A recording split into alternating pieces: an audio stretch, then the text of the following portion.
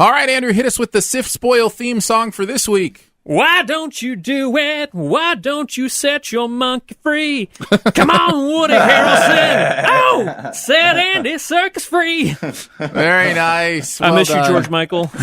Nicely done, Andrew. Welcome to the post-pod Sift Spoil, where the theme song is different every single week because there should be one thing that is new and remains unspoiled. Oh, yeah. We will be talking War for the Planet of the Apes. We will be spoiling the monkey out of it. It is going to be a great conversation. However, if you haven't seen the movie, I would highly recommend you see it first before listening to this for a couple reasons. Number one, I think you'll enjoy it more if you're not spoiled going into it. And number two, we're going to just jump around to stuff we want to talk about. So we're not going to take the time to explain the whole plot, to make sure, if you haven't seen it, you know what's going on. So we are keeping this primarily for people who have seen the movie. So, guys, what do we want to talk about with War for the Planet of the Apes? Andrew, you want to kick us off with something you want to mention? Yeah, well, we talked earlier about something, about, expanding on something, but there is something just real quick I did want to mention. Why would Koba's former apes side with the humans when they were... The main reason why they were fighting was because of the humans. I think that the last people that they would side with was the humans. And that kind of just irked me a little wrong. I never thought about that. That's actually a really good point. Yeah. I think it just shows the power of bitterness, right? Like, I think it just shows that their primary... After Caesar took out Koba, their bitterness towards that, was Caesar is the enemy. He's the main enemy now. And if we have to team up with these lousy humans to take him out, then we'll do it. Like, bitterness can be pretty powerful. I get that, but at the same time, do you see what I'm saying, though? Well, but it also has real-life examples, too. There are real-life war examples of, where nations go to war, and there are people who, are traitors because they don't buy into...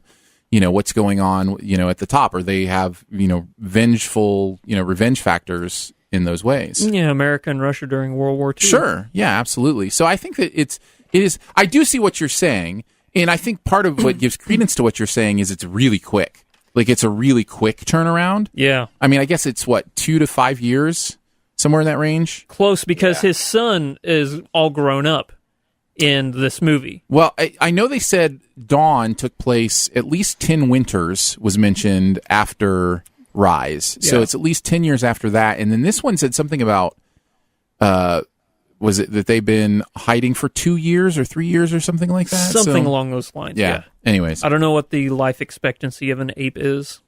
So. Yeah, you actually both make really good points. Yeah, because I could see Aaron's point of view too on the bitterness factor. Because I think you can just feel so betrayed by Caesar that they would just to get back at him even more, because they wouldn't want to be led by Caesar now. So, no. Well, and Koba even says that in Dawn. Like Caesar says to Koba in Dawn, this was never about you leading the apes or caring about the apes. This is about you caring about Koba. Like, this is all about you. And so if it was all about him, then the fact that Caesar took him out, I think, would be a big deal. Yeah. I get... Yeah, because the humans want to take out Caesar, so that makes sense. Yeah. The enemy of my enemy is my friend. Exactly. The thing that we were talking about during the podcast proper that we said we would expand on is the fact that I was not a fan of resolutions for specific story arcs in this movie. Yeah, let's get into that. So I really understand why they're moving forward with the evolution of the virus and making people more primitive, because if you look at the Charlton Heston movies... Right. They're primitive people, and this just leads credence to how humans became primitive. It wasn't because, we were just not learning anymore. It's because this virus made humans primitive. I like that, but I wasn't a fan of Bad Gorilla's story arc ending, and I wasn't a fan of the resolution for Woody Harrelson. All right, who do you mean Bad Gorilla? Who was the main donkey? The one is torturing Caesar the whole time, beating him. He was like one of Koba's right. Yeah. And I don't like how he turned all of a sudden the thing that they've been doing this entire movie, I now suddenly have issues with. You know what's interesting? My wife said the exact opposite thing. She said she couldn't believe it took him that long to turn. Really? Yeah, she said she couldn't.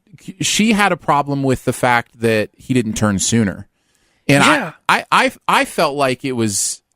I felt like the movie did a good job taking the time to get him to the place he needed to be to finally, side that way. But I don't get what. Okay, so here's my problem with it. Yeah. At the beginning of the movie, they're slaughtering apes, and he's there helping them slaughter apes. Yes. At the end of the movie, they're slaughtering apes. Why all of a sudden is there that switch? Because I think what we're shown in that moment is the person that is, in charge of him, is treating him awfully. And I think he just comes to a point where he's like, oh wait, they don't care about me. They don't care about us. There's nothing. Whereas here's somebody in Caesar who is giving his life to save his people, to save them and what's going on. He's just seeing something in Caesar that he's not seeing in this man. And so I think in that moment, he makes the decision, I'd rather honor this than, what's going on here. Yeah. So. That was my main issue with the movie. And I also talked about how I thought that they could have toned Bad Ape down a little bit. Yeah. Because I thought, they overused his humor. Now, you said the part that made you laugh out loud was whenever he was coming up through the hole and he's just staring around. So it actually was the part where, before that, where the orangutan's telling him to get on his back. Like, no! And he's like, no. And then the orangutan, does an ape yell at him? Yeah. He's like, and he opens his mouth like it's just so, it just killed me. And it was like, he's like, okay. And then he did it. I just thought that was really funny. See, I like the humor in it because I thought it provided a little bit more life to it instead of just being gloomy and dark the whole time. So my only real gripe. Oh wait, you wanted to touch on? No, you go ahead. More you go on the Woody Harrelson not having resolution. Is there more you wanted to elaborate there? Just a little bit. I think that was a cop out. So let's talk about it a little bit because we go to the final meeting between Caesar and Woody Harrelson. He's going to go get his vengeance. He's decided that he knows that it's probably not he's not totally at peace with it, but he knows that's the decision he's made. He gets in there and Woody Harrelson has been infected by the mutation doll. of the virus. Yeah. So the doll, yeah. Yeah, so the doll had the virus on it. Woody Harrelson now can't speak and so, he goes in there, decides not to kill him, even though it would have been easy, and Woody Harrelson ends up killing himself. So go ahead and what was the issue? Here's my issue. From what I see with the little girl who's in this movie, she has this illness, right? Mm-hmm. What's so bad that you have to kill yourself and kill people around you? She didn't seem that less intelligent to me. I mean, the only thing was that she was a mute now. I think it's more than that. I didn't see it from her, though. Right, yeah, but you can if you think of it in this way. There are apes that do sign language. That's, they are able to communicate with humans on a very simple level, like this little girl was. But it's more than that she's just mute. It's that her entire thinking is degraded. So she's not self-aware in the same way. She's not, humans, after that virus hits them, what I'm understanding is they become like apes, primitive. They become the same way that they have a level of intelligence, but not a level of self-awareness or, those kind of things. That's what they said, but I didn't see any clear examples of that. From the little girl, I didn't see anything that I wouldn't see from a little girl who was mute. The decisions she made, her mannerisms, it all seemed to make sense to me. Yeah. I didn't see her as a primitive child. I saw her as a kid. Well, I think it had more to do, too, with the emotional state Woody Harrelson's the Colonel was in as well, though. Because his whole goal was trying to prevent, he was aware of the virus spreading, and he was killing off people who might infect or whatnot. And then by the time he gets inflicted with the virus, his army base is being attacked. He can't lead now because he can't even speak. And I think he was just really falling apart.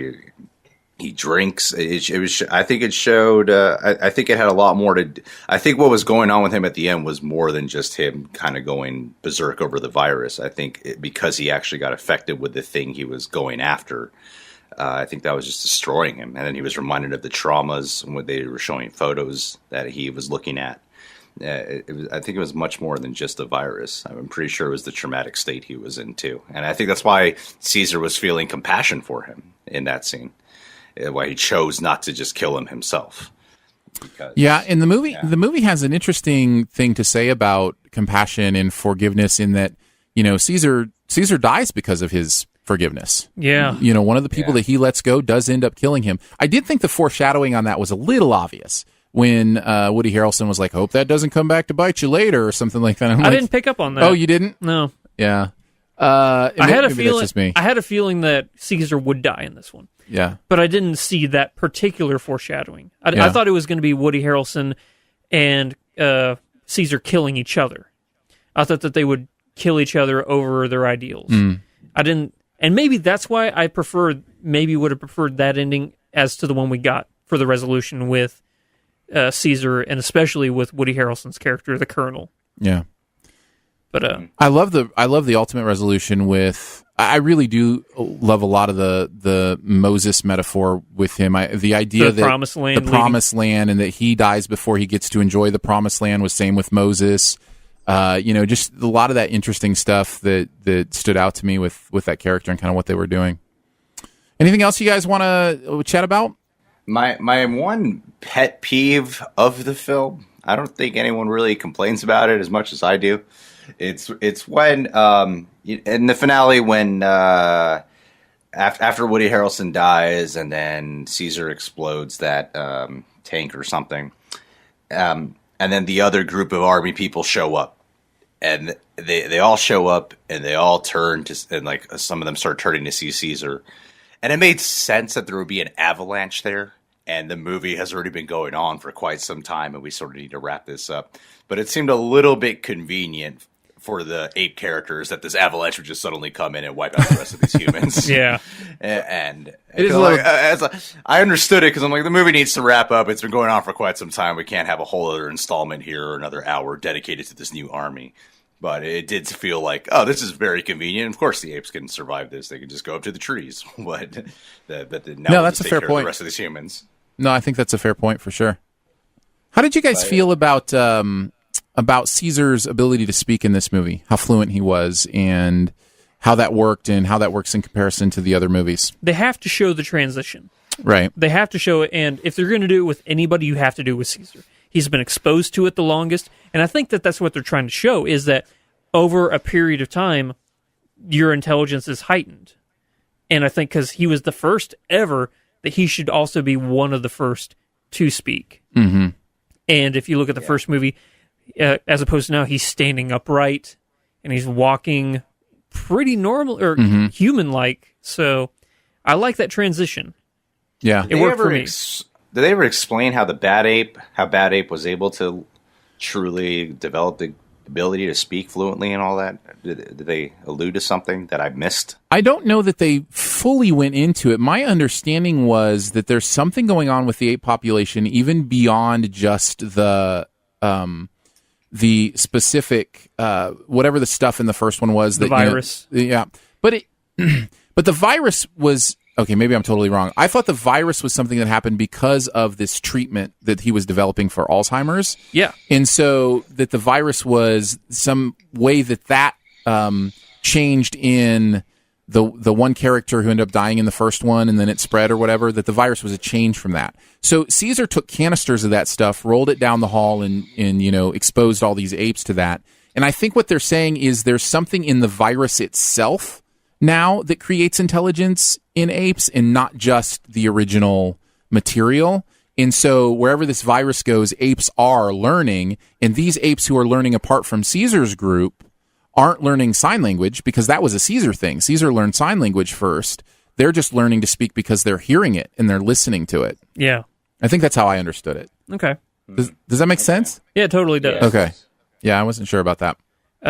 So I guess we can just blaze through the premise of this whole thing. So Caesar and the apes, they've been living forever. They've been fighting the humans for a while now. Caesar's family gets killed by Woody Harrelson, and that's definitely a big turning point in the movie. I thought that was incredible. That's the cave scene you were talking about. Incredible work. Oh man, yeah. I think it was the lighting, especially because it's pitch black until there's gunfire, and then you just see the the flashing sporadic lights, and you see like the flash movements. And without that, I don't think we buy Caesar's journey. That moment is what buys us into his revenge journey and understanding that, huge conflict. Oh yeah. Well, yeah, because he keeps losing people he loves. I mean, he in the first one, he has the human characters that love him, but when he gets more exposed, he starts being viewed as dangerous, and he loses the humans. And then in this one, he loses his family. And so it made sense why he goes on this journey, stops becoming the leader for the apes, but then there's consequences to those selfish revenge feelings that I really appreciated about the film. But yeah, that was a very powerful. I didn't see that coming. I did not know they would kill them off like that. Yeah. I also found it interesting. Talk about the title a little bit, War for the Planet of the Apes. You look at that and you think, okay, it's going to be monkeys battling humans for ownership of this planet. And really what it is it's already the Planet of the Apes. Yeah. It's already their planet. It's just humans' death throes fighting each other. So the war for the Planet of the Apes is like humans' war against each other for this planet that isn't theirs anymore anyway. Yeah. Yeah. It's really interesting, when I started to think about the title in that way. And one of the scenes that really just keeps popping in my head is what I keep calling the Papillon scene. It's the defiance of not wanting to work unless my people get food or water, and then Woody Harrelson putting the gun to his head and him just like bulldogging him the whole time. That scene in particular is like the scene that I can take away saying like the best part of the entire movie, because it's not a war movie; it's a POW movie. Yeah. That's what it is. Yeah, certainly through I think that Greg section. said that in the podcast proper, but yeah, it's totally you're right. stealing my words. You're stealing my words. I really love because like I brought up earlier, when you see the trailer, you're thinking it's Apes versus Humans movie, and when the movie started off, I thought that's what the whole movie was going to be, just a bunch of battle sequences and apes versus humans. But it doesn't turn into that. But I still really love that opening scene with when the humans are closing in on the ape territory, and it feels like a real, like they gave us the scene that we all sort of wanted, like right off the bat with an actual battle, and that was greatly shot, wildly intense, and it was done in a way where you're like, yeah, this is how apes versus humans would probably go down in a battle. Yeah, that was great stuff. Shot like a war movie. I really love that. Yeah. Yeah, incredible stuff. I don't know that there's anything else specifically that I need to get into, unless you guys have other things that you wanted to bring out that we couldn't bring out during the podcast. I'm fine. The one scene I cried at was when the ape died saving Caesar, and the little girl started crying. Oh man, yeah. That actually brought me to tears when she started crying. That was emotional. It's because she's like the only good human in that whole movie. Yeah. And that did. At first, I thought she was going to be some type of X-23 character when she came on introduction. But then she doesn't become that. Either way, that scene did really move me. I really felt for her in that moment. I thought she was going to be the cure.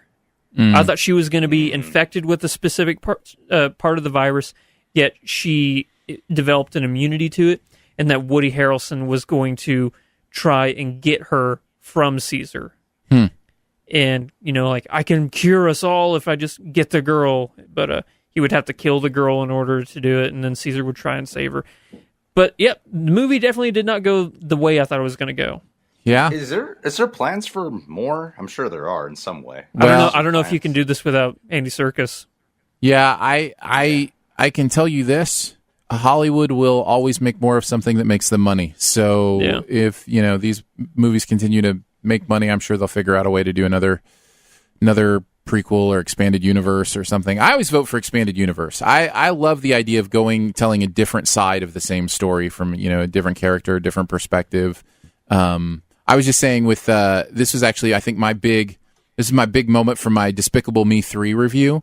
Despicable Me should have been an expanded universe. Every Despicable Me film should have been a different villain finding redemption, and just tell different stories from this universe, because they are the exact same movie after, and I just get tired of that stuff. I'm like, you're funny people. You've got funny writers writing these movies, but they just don't mean anything to me, Yeah. So how much better would Despicable Me 3 have been if it was, Trey Parker's villain and just his story, and you didn't have to worry about cramming all those other characters in there. And I don't know. So I'll let you take that one because I've never been a fan of the Minions, and they just try that's what I'm saying. they just shove that down your throat. That's what I'm saying. You wouldn't even have to have the Minions in the other movies. It's true. Yeah. They'd have their own henchmen, different kinds of henchmen. So what about a Toy Story expanded universe? Toy Story, I'm fine with that. Just a Russian doll movie. That's all you need. The Russian nesting dolls. Yeah. Every time you think the movie's one thing, it opens up and there's another. Every single sequel is a smaller doll. Yep. There you go. Thank you for joining us for the SIF spoil. We're going to be back with spoilers on Dunkirk next week. Excited for that. And Greg, once again, thanks for joining us. We appreciate you hanging out, man. Thank you for having me. I really appreciate it. Andrew, you got anything else to say before we finish out? Love you guys. You the real MVPs. Aw, the love. So much love. Less than a month away before the Dark Tower. Before Andrew is either destroyed or in euphoria. Yeah. Yeah. Oh man. I'm worried about that movie. Me too.